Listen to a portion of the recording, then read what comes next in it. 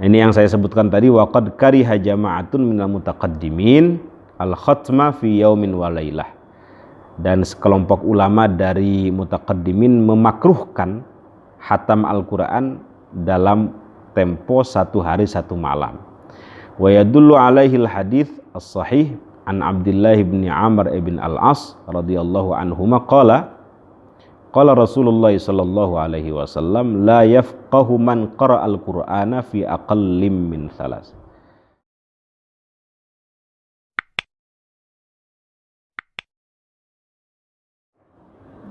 Bismillahirrahmanirrahim. Alhamdulillahi rabbil alamin wa bihi nasta'inu ala umurid dunya waddin. Wassalatu wassalamu ala asyrafil anbiya'i wal mursalin Sayyidina wa maulana Muhammadin wa ala alihi wa sahbihi ajma'in. Allahumma faqqihna fid din wa 'allimna at-ta'wil, amma ba'd.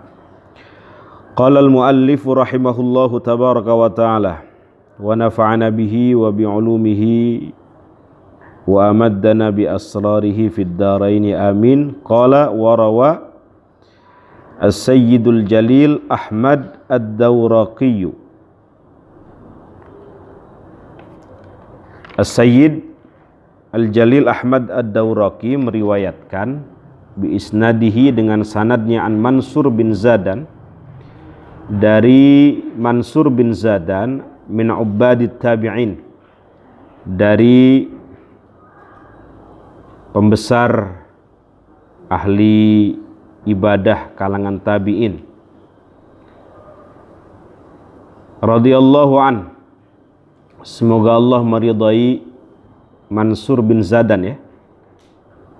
Annahu kana yakhtimul Qur'ana, bahwasanya ia mampu menghatamkan Al-Qur'an fima bainal zuhri wal asri, antara waktu zuhur dengan asar. Wa yakhtimuhu aidan fima bainal maghribi wal isya, dan juga ia mampu menghatamkan Al-Quran antara waktu maghrib dengan isya. Fi Ramadan khatmataini wa syai'an, di bulan Ramadan dengan 2 kali hatam. Wa kanu yuakhiruna al-isya'a fi Ramadan, dan mereka para ulama ya, para ahli Quran, mengakhirkan sholat isya di bulan Ramadan ila ayyam dia rubu'ul lail, sampai waktu 1/4 malam. Jadi tidak di awal waktu, seringkali mereka mengakhirkan sholat isya di bulan Ramadan itu sampai 1/4 malam. Untuk apa? Untuk menghatamkan Al-Quran. Jadi dari maghrib sampai 1/4 malam. Nanti sholat isyanya ya setelah itu, setelah hatam Quran. Bisa dipahami maksudnya? Ya, diakhirkan sholat isyanya. Nabi pun seringkali yuakhiru sholatal isya ila nisfil lail. Jadi mengakhirkan sholat isya sampai pertengahan malam, tapi tetap dengan berjamaah ya, karena Nabi tidak sholat maktubah sendirian. Nggak pernah Nabi sholat maktubah sendirian. Beliau sholat maktubah dengan berjamaah. Dengan siapa? Dengan ashabus suffah. Karena Nabi rumahnya nempel dengan Masjid Nabawi. Ya, kalau bangun pertengahan malam itu seolah-olah masih pagi, masih awal waktu isya gitu. Kemudian di antara mereka kemudian qomat ya. Jadi mereka itu tidak berani mengimami sebelum Nabi datang. Makanya mohon maaf ya, adzan itu milik muadzin, qomat itu milik imam gitu. Jadi zaman dulu muadzin tuh nggak berani qomat kalau imam belum nyuruh gitu. Itu kalau masjidnya memang ada imamnya ya, ada imam rawatibnya. Jadi adzan milik muadzin, waktunya diserahkan kepada muadzin. Adapun qomat itu milik imam. Jadi imam nyuruh jam berapa misalnya sholat, ya sudah ikut begitu. Nah, mereka para sahabat tidak berani qomat kalau Nabi belum keluar dari rumahnya. Entah ada apa, atau salah satu keutamaannya, ada yang mengatakan kenapa Nabi terkadang mengakhirkan sholat isya itu lihusul ala fadilati qiyamil lail, untuk mendapatkan keutamaan memakmurkan malam. Jadi sama seperti antum sholat bukan sholat, misalnya puasa qadha dilakukan di hari Senin, itu mendapatkan double tuh. Ya, dia dapat pahala qadhanya, melaksanakan kewajiban, plus dengan puasa sunnahnya, otomatis kan. Nah, kenapa Nabi seringkali sholat isya atau kadang-kadang ya di pertengahan malam dan nggak tidur lagi sampai pagi? Itu untuk mendapatkan keutamaan qiyamul lail. Karena waktu malam itu waktu yang berkesan, bahasa Quran.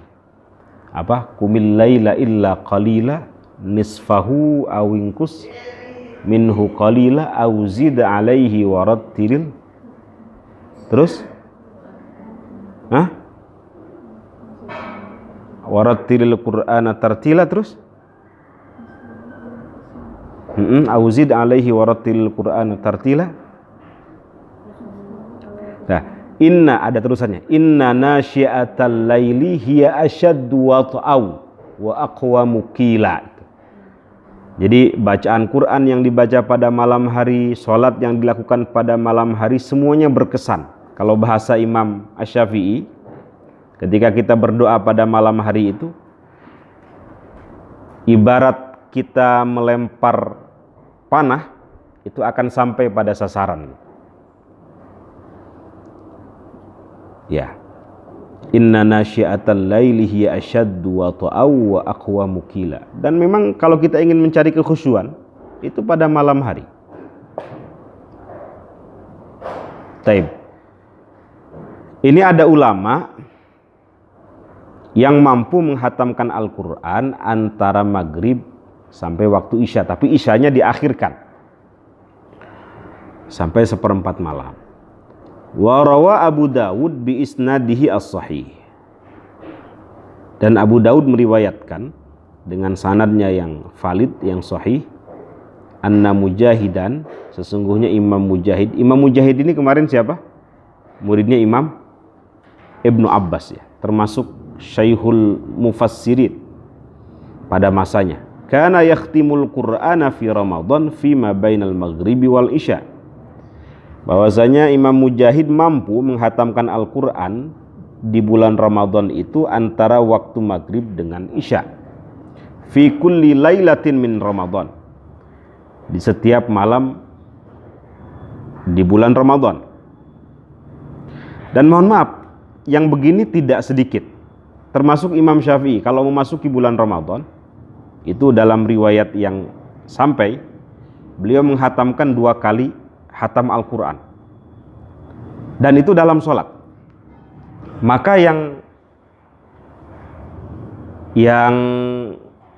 ideal itu menjuluki Ramadan adalah syahrul Quran ya, bulannya Al-Quran. Semua ulama itu sibuk di luar Ramadan, ngajar, ya dosen, ya kerja, dakwah kemana-mana. Tapi rata-rata kalau memasuki bulan Ramadan off dulu, khusus Quran.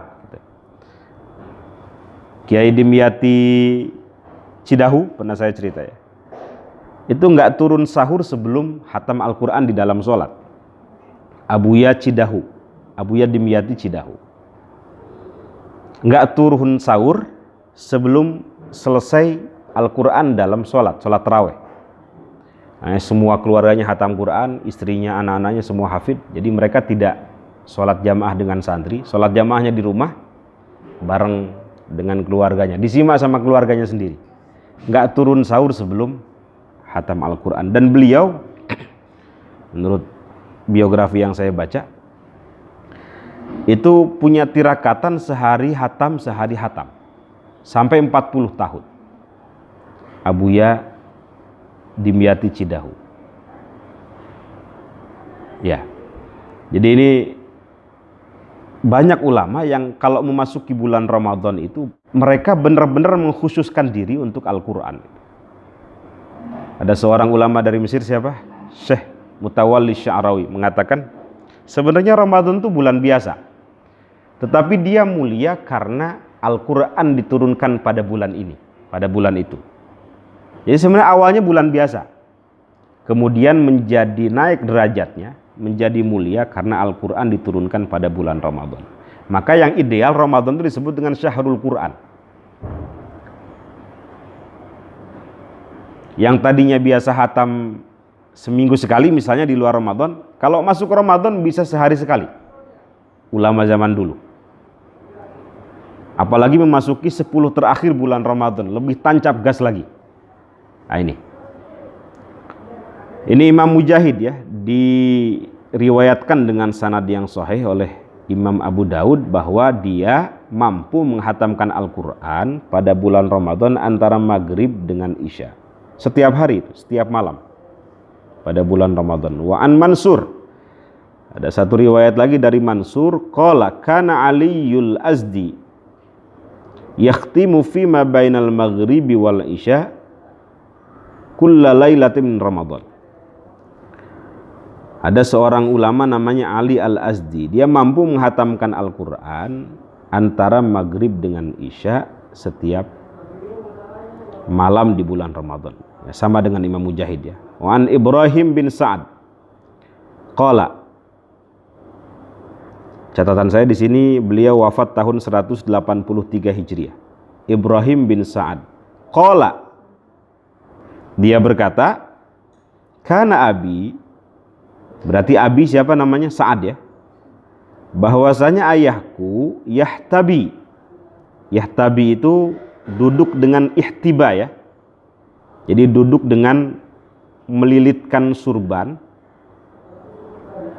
dari badan ke kaki. Fama yahullu hubwatahu hatta yahtimal Qur'an. Jadi ayahku kalau sudah duduk gitu dengan melilitkan surbannya dari badan ke kakinya itu, dia tidak melepaskan lilitan sorbannya tersebut hatta yakhtimal Quran, sampai ia menghatamkan Al-Quran. Duduk ihtiba tahu ya? Masuk di belakang, nggak apa-apa di belakang. Saya di samping. Duduk ihtiba tahu ya? Ihtiba itu begini gini. Nah biasanya dililitkan sorbannya ke belakang gitu. Ada lagi duduk dengan kurfuso itu. Kalau kurfuso biasanya sama dengan ihtiba, cuma orang Arab ihtiba itu lebih cenderung pakai sorban. Tapi kalau kurfuso ya begini aja, dengan melingkarkan tangan seperti ini. Ini duduk santai. Nabi pun kadang kalau duduk santai begini. Tapi kalau pakai sorban biasanya lebih santai gitu ya. Jadi dijamin tidak akan jatuh, kecuali kalau ngantuk ya. Ngantuk pun kayaknya nggak jatuh gitu. Itu duduk ihtiba. Duduk itu kan macam-macam. Ada duduk tarabu begini, duduk bersila. Ini dalam majelis-majelis pengajian. Nabi kalau duduk habis sholat fajar, sholat subuh sampai matla'il asyams, terbitnya matahari, duduknya begini. Ya, zikir, tilawah. Ada duduk itu iftirash seperti duduk di antara dua sujud.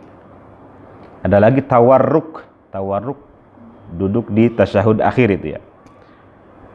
Jadi duduk itu ada duduk ihtiba, ada duduk tarabbu bersila, ada duduk tawarruk, ada duduk iftirash, ada lagi duduk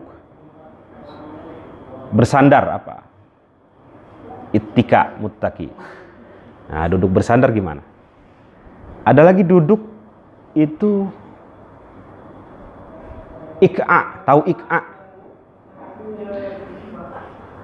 Kalau sholat, ini yang dilarang dalam sholat kecuali kalau darurat ya. Jadi pantat, mohon maaf, duduk di antara apa namanya nih? Tumit atas. Kalau sholat misalnya duduknya begini. Tidak, duduknya begini. Jadi dua-duanya ditekuk gitu. Nah, itu nggak boleh, namanya ik'a, kecuali kalau darurat ya. Kan biasanya kita begini. Kelihatan nggak? Nah, yang ik'a itu begini. Itu nggak boleh. Kalau tidak darurat. Tapi Nabi kalau makan itu duduknya dengan dua. Dengan ik'a atau dengan orang seperti tasyahud awal ya. Jadi makannya begini. Nah, adapun riwayat yang saya baca itu, yang begini, bukan, yang kaki kiri ditekuk, kaki kanan diangkat begini, itu menurut ulama hadisnya dhaif. Nah, itu kata Imam Ibnu Hajar tidak apa-apa mengangkat kaki kanan, karena kalau begini terus kan pegel ya makan. Nabi makannya begini, lebih sopan kalau makan begini. Coba dah antum makannya begini, kelihatan sopan kan. Nah, salah satu manfaatnya juga kalau makan begini atau makan kayak tadi itu mengecilkan perut. Jadi Nabi itu kan la akulu muttaqian, saya nggak suka makan sambil bersandar. Karena orang kalau makan bersandar itu cenderung makannya banyak. Nah, coba dah antum kalau makan tarabbu, makannya bersila, itu kan perut besar. Itu cenderung makannya banyak. Nah, Nabi itu nggak tarabbu makannya. Makannya begini, itu mengecilkan perut. Atau dengan apa? Tadi itu ik'a. Ada lagi satu riwayat seperti begini, cewek ya, itu kan perut jadi kecil. Nah, Nabi bilang berhenti sebelum kenyang, dan Nabi nggak pernah makan banyak. Nah, itu salah satu manfaatnya kenapa makan begitu, agar makan tidak terlalu banyak. Karena kan nggak nyaman makan begitu kan. Coba dah kalau antum makan begini kan nyaman, pasti masuk semua itu. Nah, tarabbu namanya. Ini afdoliyah saja, bukan berarti antum makan begini nggak boleh, bukan. Jadi kalau ingin tahu bagaimana cara makan Nabi, ya duduknya begitu. Adapun tadi riwayat Nabi duduk di antara kaki kirinya, duduk di atas kaki kirinya, kemudian kaki kanannya diangkat ke atas, itu kata Imam Ibnu Hajar hadisnya bermasalah. Tapi tidak apa-apa, karena duduk di antara dua sujud lama-lama pegel juga, maka kadang ganti begitu. Itu duduk apa tadi? Ik'a. Ada lagi duduk yang disebut dengan qi'datul maghdub, itu duduk orang yang dibenci. Nah, kalau dalam hadis itu begini. Sambil begini. Kelihatan orang takabur gitu. Dalam sholat Jumat bagi laki-laki ya, itu ada hadis naha Rasulullah Shallallahu Alaihi Wasallam anil habwah yaumal Jumat wal imamu yakhtub. Jadi nggak boleh duduk ihtiba ketika imam sedang berkhutbah. Tapi nah hadis ini kata Imam An-Nawawi itu walaupun hadis ini misalnya dianggap sahih misalnya, nah hadis itu hanya makruh saja. Bahkan cenderung madhab Syafi'i itu membolehkan, karena hadis ini menurut Imam Nawawi dhaif sebenarnya. Nah, misalnya makruh, itu pun kalau dikhawatirkan, misalnya ketika duduk seperti itu batal wudunya atau ketiduran misalnya. Tapi kalau tidak dikhawatirkan batal, tidak dikhawatirkan tidur, ya tidak apa-apa. Karena hadis itu menurut Imam Nawawi tidak valid, meskipun menurut Imam At-Tirmidzi sendiri adalah hasan. Ya, jadi madhab Syafi'i ihtiba ketika mendengarkan khutbah Jumat itu boleh, selama dia tidak tidur dan tidak batal. Kalau batal ya paling banter makruh saja.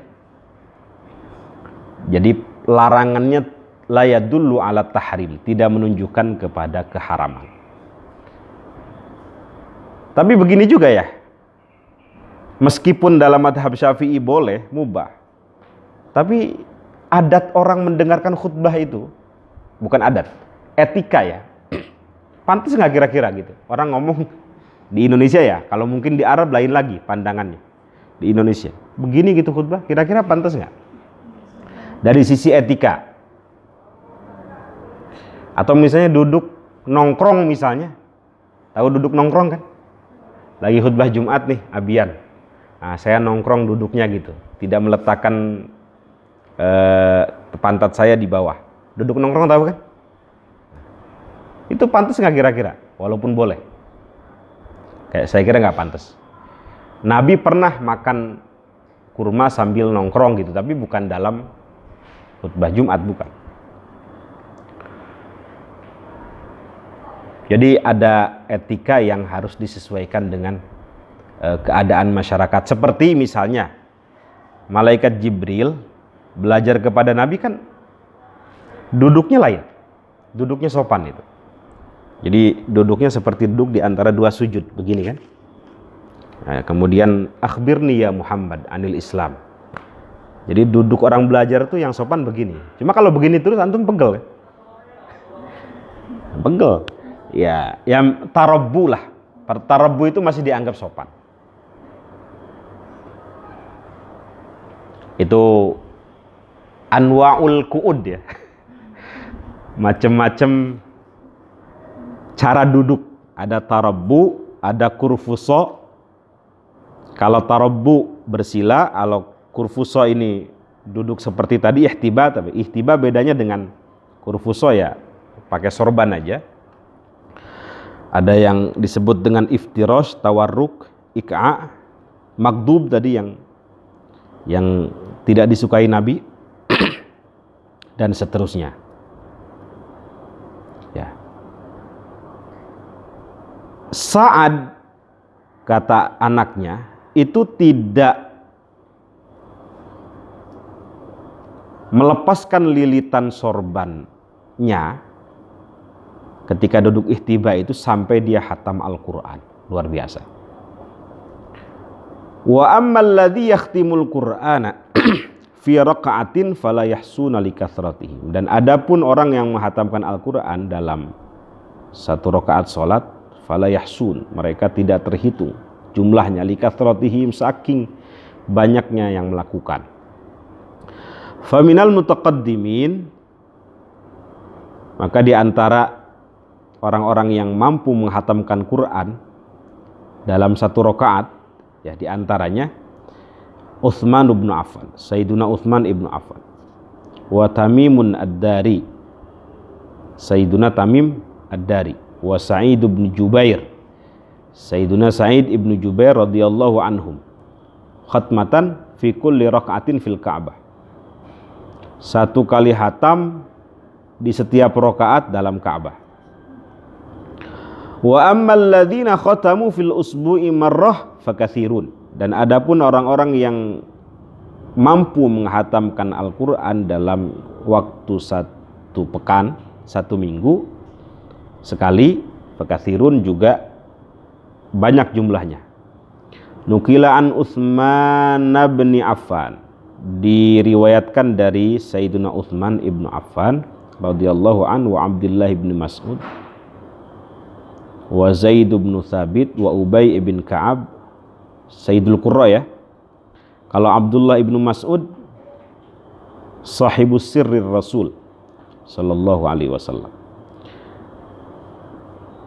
radhiyallahu anhum wa an jama'atin minat tabi'in ka Abdurrahman ibn Yazid wa Alqamah wa Ibrahim rahimahumullah Ya, ini orang-orang yang mampu menghatamkan Al-Quran 1 pekan 1 kali. Wal ikhtiyaru anna dzalika yakhtalifu bi ikhtilafil ashkhas. Dan sebagai pendapat yang terpilih, sesungguhnya dzalika, contoh-contoh yang disebutkan tadi itu yakhtalifu bi ikhtilafil ashkhas, itu berbeda antara satu orang dengan yang lainnya, tergantung kemampuan orang tersebut. Faman kana yadharu lahu, barang siapa yang dalam dirinya itu tampak bidaqqiqil fikri, dengan kemampuan berfikirnya, kedalaman berfikirnya ketika menghatamkan Al-Quran dalam 1 hari 1 kali misalnya. Lataif itu semacam kecermatan menangkap apa yang dibaca. Wa ma'arif juga dapat mengambil pengetahuan apa yang dibaca. Falyaqtasir, maka hendaklah ia membatasi diri. Ala qadri ma yahsulu lahu kamalu fahmi ma yaqra'u, seukuran atau semampu apa yang dia dapat, yahsulu dapat atau hasilkan, lahu baginya, kamalu fahmi ma yaqra'u, pemahaman sempurna apa yang ia baca. Ya, jadi dalam hadis kan apa? La yafqah man qara'al Qur'an fi aqalli min salas. Tujuan membaca Quran itu tidak hanya membaca, itu yang diharapkan oleh Rasulullah, tetapi diharapkan dia bisa memahami, mengambil pengetahuan gitu ya.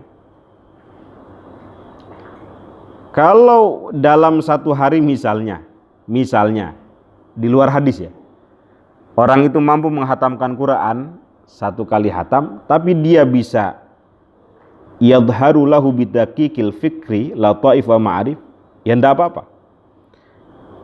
Tapi ini menurut para ulama, mohon maaf, kurang baik, dianggap makruh minimal ya, karena gini, pasti akan meninggalkan pekerjaan-pekerjaan yang lain kalau dia sibuk, atau misalnya punya anak banyak, punya istrinya banyak lagi misalnya. Likulli dzi haqqin haqqah. Jadi kalau misalnya dia punya istri, punya anak banyak, maka menghatamkan Quran sehari sampai 2 kali itu tidak likulli dzi haqqin haqqah, tidak menempatkan diri pada tempatnya. Ada yang mengatakan makruh, karena anak kita punya hak untuk kita perhatikan, istri kita punya hak untuk kita perhatikan, suami kita punya hak untuk kita perhatikan, punya santri lagi misalnya punya hak untuk kita perhatikan. Tapi kalau nganggur, ya tafadhol, misalnya nggak punya istri, nggak punya anak, tapi mata juga butuh hak kan untuk tidur kan. Apalagi badan juga punya hak untuk tidur. Jadi harus seimbang, jangan sampai condong ke sini kemudian melupakan yang lain. Ya. Wa kadza man kana masyghulan binasyril ilmi, begitu pula bagi orang yang sibuk menyebarkan ilmu, au ghairihi atau yang lainnya, min muhimmatid din, dari perkara-perkara penting dalam agama, wa masalihal muslimin wa masalihal muslimin al-ammah,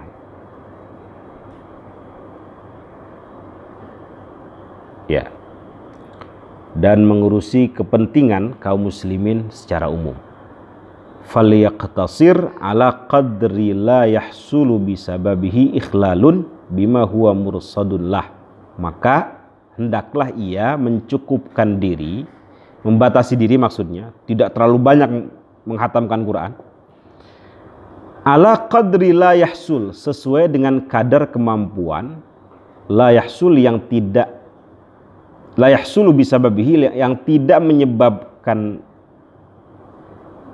ia ikhlal. Apa ikhlal itu? Terbengkalai. Bima huwa mursadun lah, dengan apa yang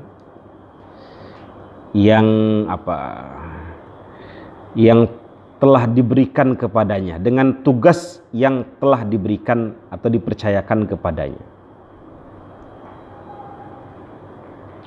Mursad, ya, tugas yang telah dipercayakan kepadanya. Jangan sampai ya tadi itu, seperti antum misalnya di sini jadi ketua apa nih, Imdar. Artinya ada tugas wajib, tugas yang dipercayakan. Tetapi setiap hari menghatamkan Quran sampai 2 kali, sampai semua yang dipercayakan terbengkalai, itu tidak baik. Bagaimana ibadahnya Nabi? Oh, ibadah Nabi seperti ini. Akhirnya yang satu ngomong, saya kalau begitu akan puasa setiap hari, nggak buka-buka. Yang satu ngomong, saya akan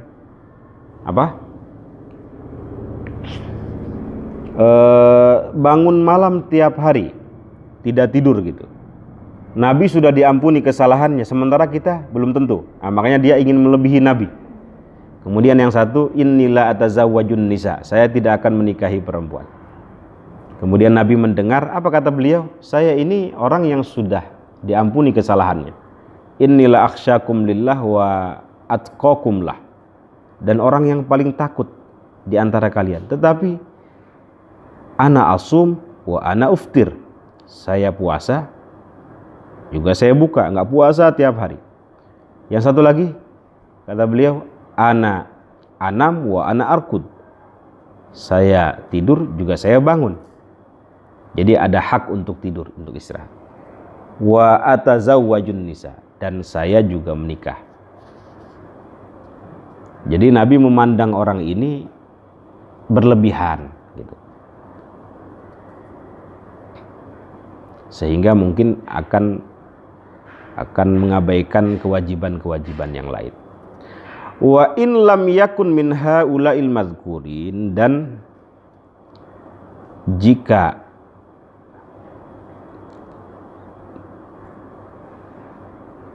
tidak termasuk orang-orang yang disebutkan tadi, falyastakthir, nganggur misalnya antum, nggak punya siapa-siapa, nggak punya kesibukan sama sekali. Bagi orang yang nggak punya kesibukan ya silahkan, falyastakthir, ngapain lagi gitu, ya udah zikir aja.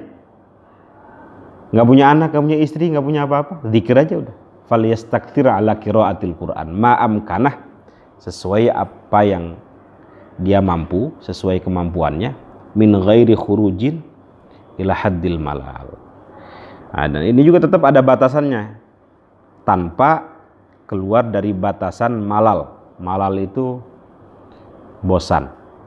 Wal hadramah, hadramah itu ya sama dengan malal, semacam lebay gitu. Lebay apa? Kalau saya baca di kamusnya, la yatadabbar ma'ani.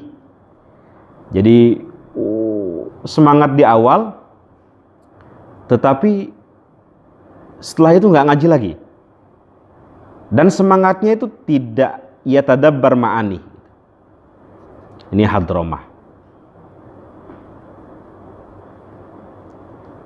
Ya, ini yang saya sebutkan tadi, waqad kariha jama'atun minal mutaqaddimin al-khatma fi yaumin wa lailah, dan sekelompok ulama dari mutaqaddimin memakruhkan hatam Al-Quran dalam tempo 1 hari 1 malam.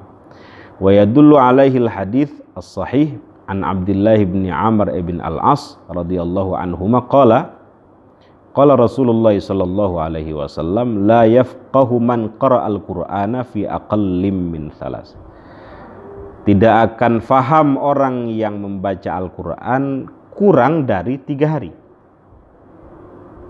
Rawahu Abu Daud wa Tirmidzi wa Nasa'i wa ghairuhum. Qala Tirmidzi haditsun hasanun sahih. Hadis ini kualitasnya hasan sahih. Wallahu a'lam. Ya. Mudah-mudahan ada manfaatnya.